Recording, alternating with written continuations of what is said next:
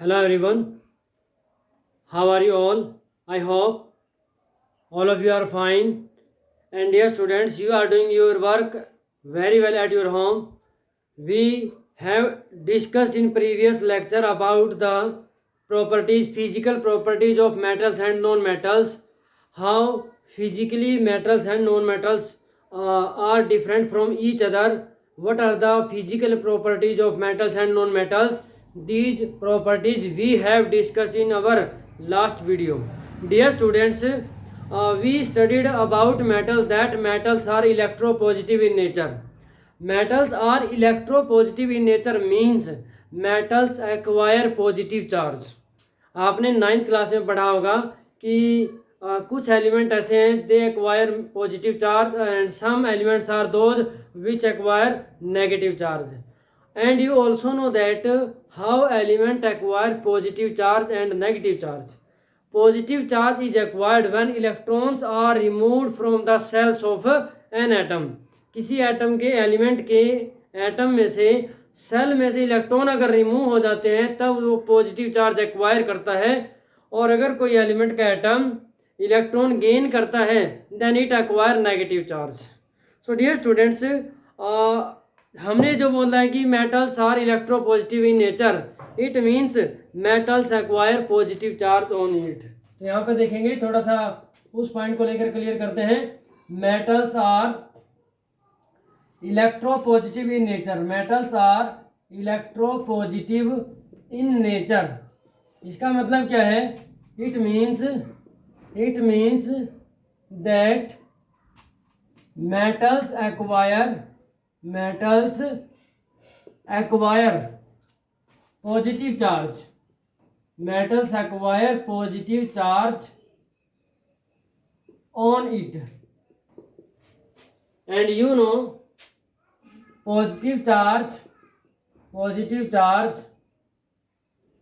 on an element comes due to loss of electrons. अब कोई element कितने electron loss करता है इसके बारे में आप नाइन्थ क्लास में पढ़ चुके हैं. To acquire nearest noble gas configuration, to acquire stable configuration, elements lose 1, 2 और 3 electrons. For example, sodium lose 1 electron from its outermost cell to acquire nearest noble configuration of neon. For example, जैसे sodium की बात करें, sodium जो होता है इसका atomic number 11 होता है और इसकी कॉन्फ़िगरेशन क्या होती है? 2,8,1. आउटरमोस्ट सेल में 8 इलेक्ट्रॉन रखने के लिए अब ये क्या करेगा? एक इलेक्ट्रॉन को रिमूव कर देता है, तो ये क्या बन जाता है? Na+ और यहाँ क्या आ जाएगा? 2,8. ये एक स्टेबल कॉन्फ़िगरेशन बच जाती है. तो इसी तरीके से अदर जो मेटल्स है, जैसे कि मैग्नीशियम है 2 इलेक्ट्रॉन्स लूज करती है, एल्यूमिनियम है 3 इलेक्ट्रॉन्स लूज करती है. तो positive charge on an element comes due to loss of electrons. अब देखो डियर स्टूडेंट्स, किसी एलिमेंट से इलेक्ट्रॉन लूज कैसे होते हैं? Electrons are removed from the outermost shell of an element just because of providing the energy. अपने आप remove नहीं होते. We have to supply energy to the metal atom. अब हम जो एनर्जी सप्लाई करते हैं इलेक्ट्रॉन को रिमूव करने के लिए from the isolated gaseous state of an atom. किसी एटम के आइसोलेटेड गैसियस स्टेट वो होती है जैसे गैस के एटम्स के अंदर कोई अट्रैक्शन नहीं होती एक दूसरे के साथ, वो बहुत दूर दूर होते हैं. तो उस एटम को हम क्या बोलते हैं? गैसियस स्टेट के एटम को आइसोलेटेड बोलते हैं. क्यों? क्योंकि उसकी अदर एटम्स के साथ कोई अट्रैक्शन नहीं होती. तो इसीलिए गैसियस आइसोलेटेड एटम उस एटम को बोला जाता है जिसकी अदर एटम्स के साथ कोई अट्रैक्शन नहीं होती. तो किसी आइसोलेटेड गैसियस एटम से इलेक्ट्रॉन को रिमूव करने के लिए जो एनर्जी दी जाती है that is called as ionisation energy. So देखो, हम पढ़ेंगे ionization energy of metals. Ionization energy of metals. तो इसमें देखो क्या होता है. आयोनाइजेशन एनर्जी मीन्स मेटल को आयन, मेटल एटम जो न्यूट्रल एटम है उसको आयन बनाने के लिए जो एनर्जी दी जा रही, सिंपल लैंग्वेज में बोले तो उसे हम बोलेंगे आयोनाइजेशन एनर्जी। अब कौन सा आयन बनेगा? कैटायन बनेगा, पॉजिटिव चार्ज का आयन बनेगा, क्योंकि हमने क्या बोला है, metals are electropositive in nature, क्योंकि वो पॉजिटिव चार्ज एक्वायर करती है। तो आयोनाइजेशन एनर्जी की डेफिनेशन क्या होगी? The amount of energy, the amount of energy required, amount of energy required to remove electrons from outermost cell of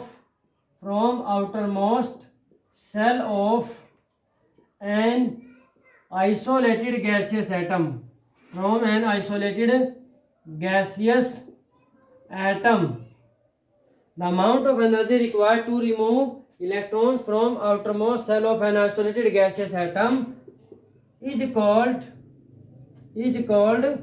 ionization energy, is called ionization energy. अब देखो कोई भी न्यूट्रल एटम है, neutral atom metal, ये solid state में है, plus उसे हमें क्या प्रोवाइड किया? एनर्जी। और एनर्जी किस फॉर्म में प्रोवाइड की? आयोनाइजेशन एनर्जी की फॉर्म में।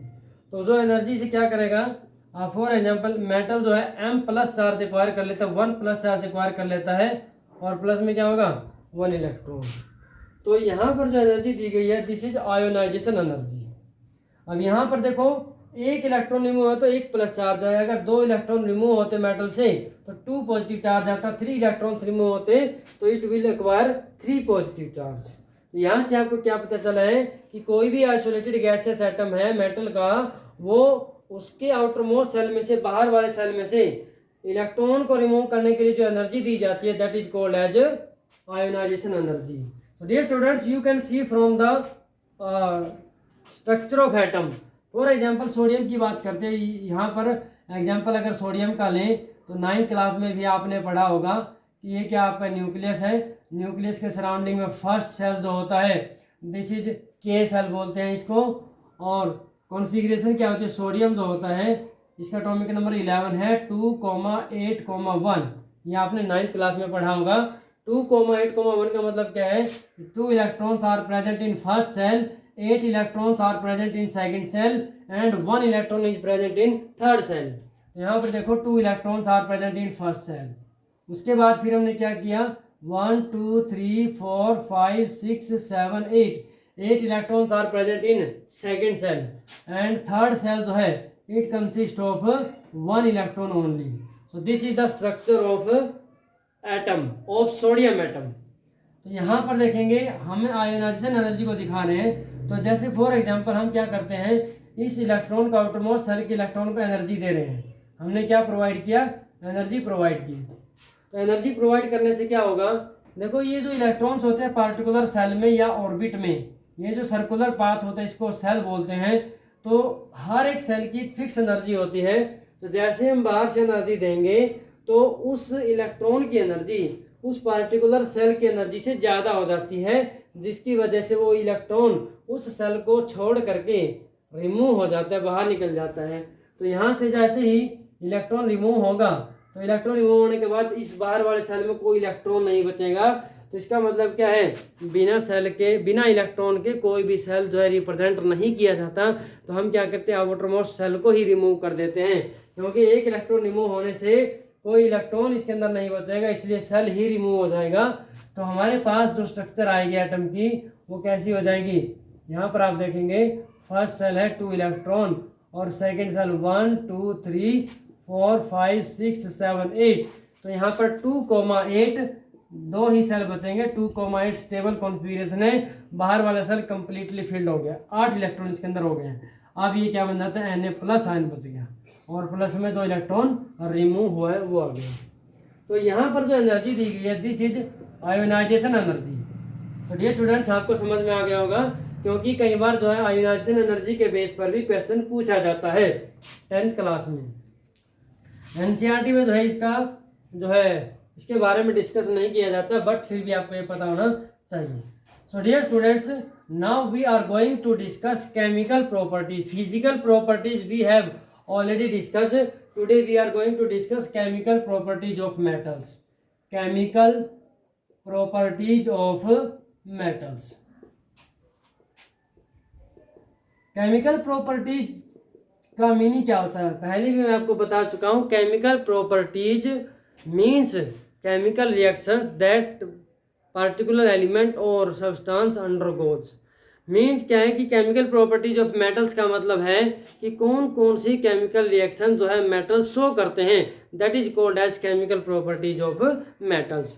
First we will discuss reaction of metals, reaction of metals with oxygen, reaction of metals with oxygen, इसके बारे में हम डिस्कस करेंगे डिटेल में, जो है इसको एग्जांपल लेकर के हम डिस्कस करेंगे। सो ध्यान से देखें, metals reacts with oxygen, metals reacts with oxygen to give a compound called metal oxides. क्या बोलेंगे उसे, मेटल ऑक्साइड्स। हम देखो मेटल है M plus oxygen O2 to give MO, MO क्या हो गया आपका, मेटल ऑक्साइड हो गया।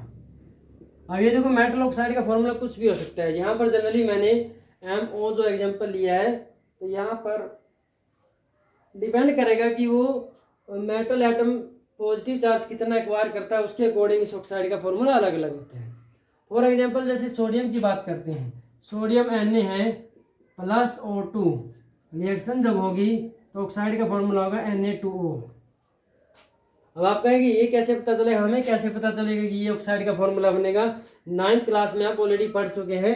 मैं एक फॉर्मूला आपको ड्रा करके दिखा सकता हूँ। यहाँ पर जैसे सोडियम है, Na प्लस चार्ज होता है उसके ऊपर, 1 प्लस चार्ज होता है, ऑक्साइड ऑक्सीजन के ऊपर 2 माइनस चार्ज होता है।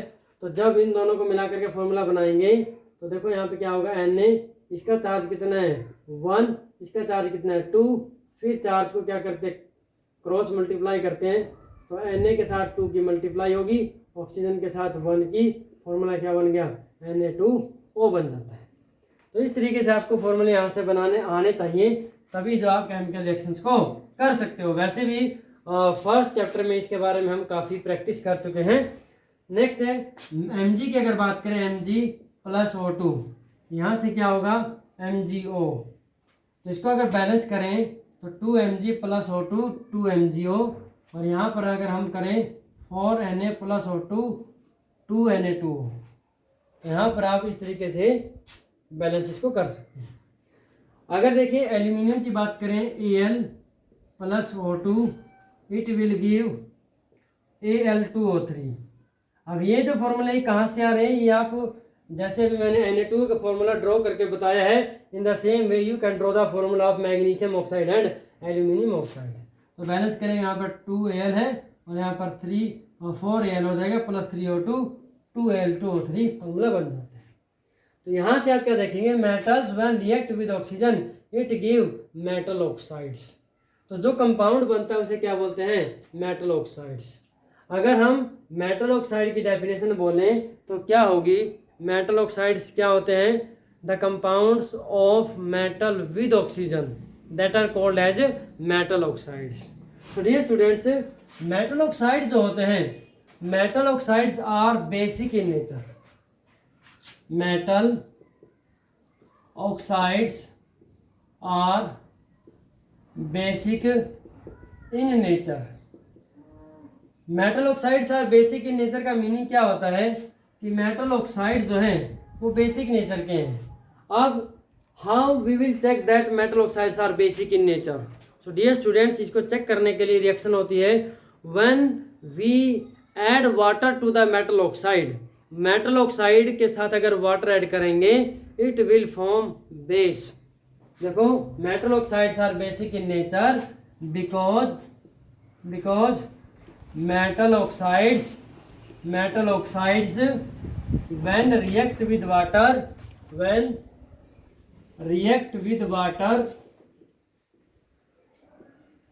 it give base, hence metal oxides are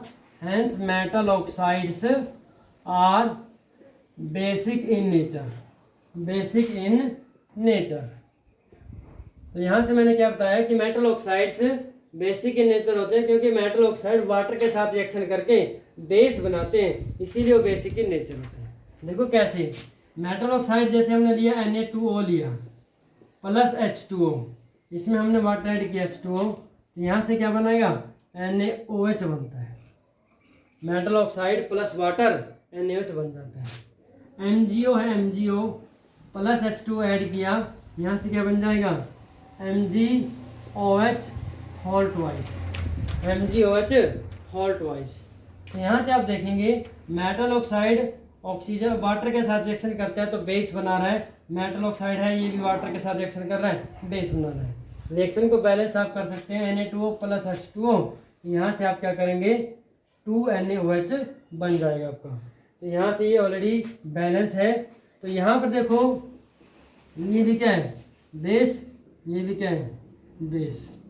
अब बेस भी दो टाइप के होते हैं, कुछ बेस ऐसे होते हैं जो वाटर में सोल्यूबल होते हैं और कुछ ऐसे होते हैं जो वाटर में सोल्यूबल नहीं होते हैं। बट जो वाटर सोल्यूबल बेसिस होते हैं उन्हें हम क्या बोलते हैं एल्कली बोलते हैं।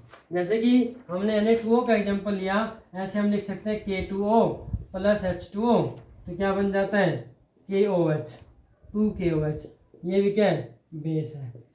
तो ये जो दोनों बेस हैं these are water soluble bases, these are water soluble bases, और वाटर सोल्यूबल बेसिस को क्या बोला जाता है एल्कली बोला जाता है। So dear students, metal oxides are basic in nature. तो यहाँ से क्लियर हो जाता है why metal oxides are basic in nature.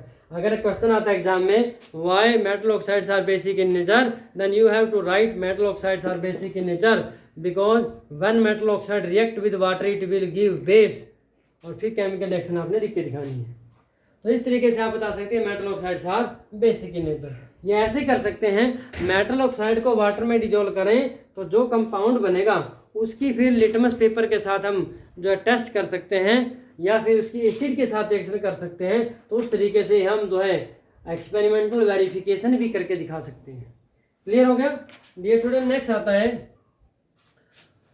It is not necessary that all metal oxides are basic in nature. देखो ये जरूरी नहीं है कि सभी metal oxides basic in nature होते हैं, क्योंकि हम एसिड बेस वाले चैप्टर में भी पढ़ चुके हैं there are some metal oxides which are acidic in nature also. कुछ मेटल ऑक्साइड हैं जो एसिडिक भी होते हैं, और कुछ मोस्टली जो है 80% हम बोल सकते हैं कि metal oxides are basic in nature. But कुछ एग्जांपल ऐसे like aluminium oxide and zinc oxide, these are acidic in nature as well as basic in nature. तो नेक्स्ट जो है एम्फोटेरिक ऑक्साइड्स की बात करते हैं।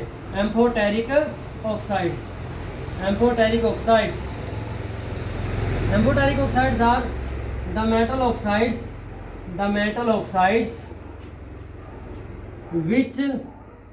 which can react with both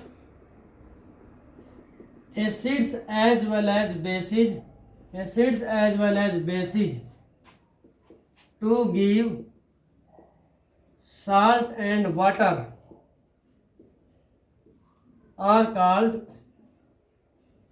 amphoteric oxides, are called amphoteric oxides.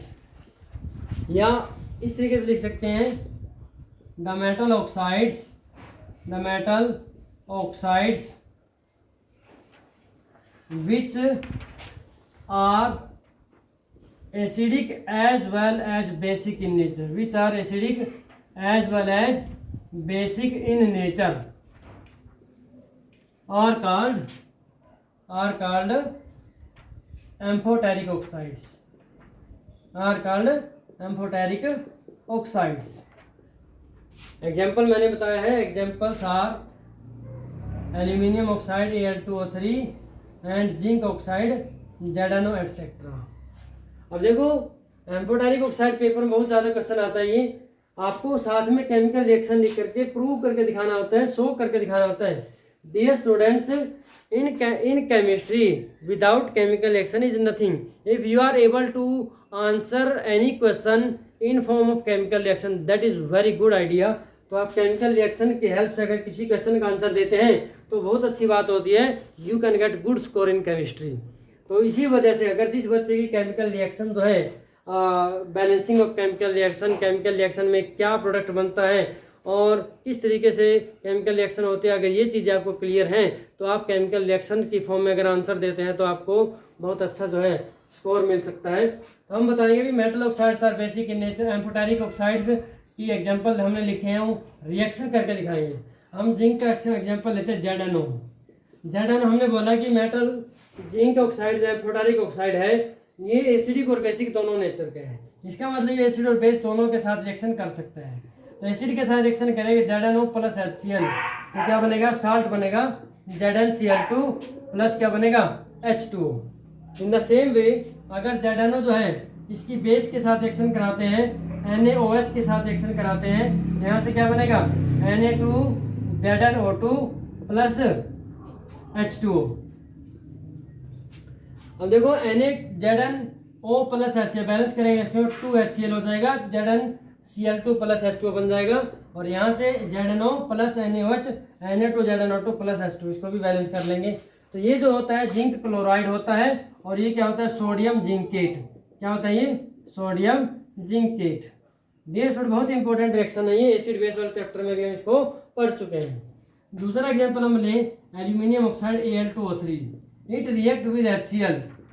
HCl के बजाय अगर यहाँ पर H2SO4 लेंगे तो वहाँ से भी ZnSO4 प्लस H2O बनेगा, आप इसको लिख सकते हैं। ऐसे एल्यूमिनियम ऑक्साइड प्लस HCl करेंगे तो यहाँ से बनेगा AlCl3 प्लस H2O। अब AlCl3 रिएक्शन को बैलेंस करेंगे, 2Al है तो यहाँ पर 2AlCl3 हो जाएगा और 6HCl हो जाएगा और यहाँ से आपका 3H2 हो जाएगा। इस तरीके से रिएक्शन बैलेंस होगी। नेक्स्ट है Al2O3 जो है it also react with NaOH base के साथ भी रिएक्शन करता है। तो यहाँ से जो एग्जांपल जो हमारे पास बनेगा NaAlO2 प्लस H2O। NaLO2 क्या होता है सोडियम एल्यूमिनेट। क्या होता है सोडियम एल्यूमिनेट। तो इस तरीके से हम ये कह सकते हैं कि मेटल ऑक्साइड जो एसिड और बेस दोनों के साथ रिएक्शन करके साल्ट और वाटर फॉर्म करते हैं, that are amphoteric oxides. Aluminium oxide जो Al2O3 है HCl के बजाय अगर H2SO4 से रिएक्शन कराएं तो यहाँ से क्या बनेगा Al2SO4 whole thrice aluminium sulphate बनेगा प्लस वाटर बनेगा। क्योंकि ये जो जितनी भी रिएक्शंस हैं इन सभी का जो जनरल मैकेनिज्म मीन्स जनरल जो फॉर्मूला है we have discussed in chapter 2। Acid base वाले चैप्टर में डिस्कस कर चुके हैं, आपको वहाँ से याद करना है कि मेटल ऑक्सीजन के साथ रिएक्शन करता है तो क्या बनता है मेटल ऑक्साइड। मेटल अगर बेस के साथ रिएक्शन करती है तो तब salt plus hydrogen gas. Metal acid के साथ रिएक्शन करती है साल्ट प्लस हाइड्रोजन गैस। इस तरीके से सभी जो है जनरल फॉर्म हम डिस्कस कर चुके हैं, वहाँ से आपको याद रखना है और फिर उसको अप्लाई करके इम्प्लीमेंट करके देखना है। इस तरीके से आप जो है बहुत सारी केमिकल रिएक्शन लिख सकते हैं। Dear students, we have discuss that metal oxides basic in nature and we have also discussed that some metal oxide like aluminum oxide and zinc oxide which are amphoteric in nature, and example of amphoteric nature of metal oxides are shown here. So you have to practice these chemical reactions and try to balance these reactions also. This is enough for today. Next properties we will discuss in next lecture. Thank you and have a nice day.